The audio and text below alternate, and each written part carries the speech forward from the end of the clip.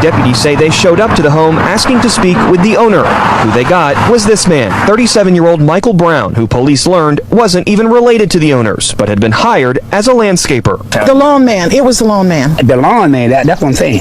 Why would he do something like that? The man already is paying the boys' yard. I trust him enough to have him around his place. Wendy Squires has lived in this community 25 years. She isn't forgetting what played out at a large house party earlier this month in Catawba County, when nearly a dozen people were shot. In this case, within a few hours Saturday evening, police say they'd shut the party down. It could have gone bad. So thankfully, Union County Sheriff's Department came and took care of it. Deputies tell us Brown also charged an entry fee to partygoers prior to his own entry into the Union County Jail.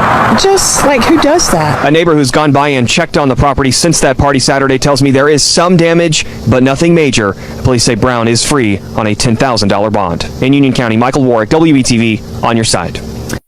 I knew I was supposed to be there. Brown strongly disputes the story UCSO is telling. I never spoke to them about anything, about who stayed there, who owned the place.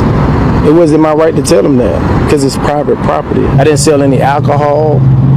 I wasn't down. Because they're saying there was underage drinking. Nope, no underage drinking.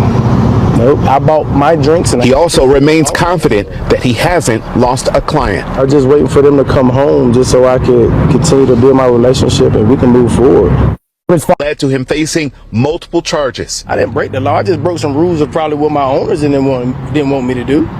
But I didn't break the law. Traffic hazards, loud noises, roadways being blocked. When they arrived on scene, Lieutenant James May says deputies confronted Brown. And, he represented himself as the homeowner, said he was having a party, indicated it was a graduation party. It was in fact not the homeowner, not related to the homeowners, but it was in fact the yard guy. Brown says this was a graduation party for his son and his son's friends. Just wanted to always, do something where we could create an income and bring a positive environment for his friends. It was mostly teenagers and young adults. We estimate anywhere from 300 to 400 people were at the house.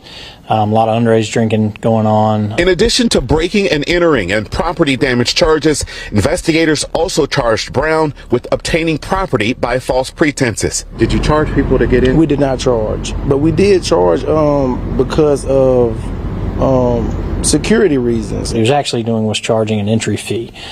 So we actually recovered and seized just a little over $3,000. The owner knew I was supposed to be there. Brown strongly disputes the story UCSO is telling. I never spoke to them about anything, about who stayed there or who owned the place.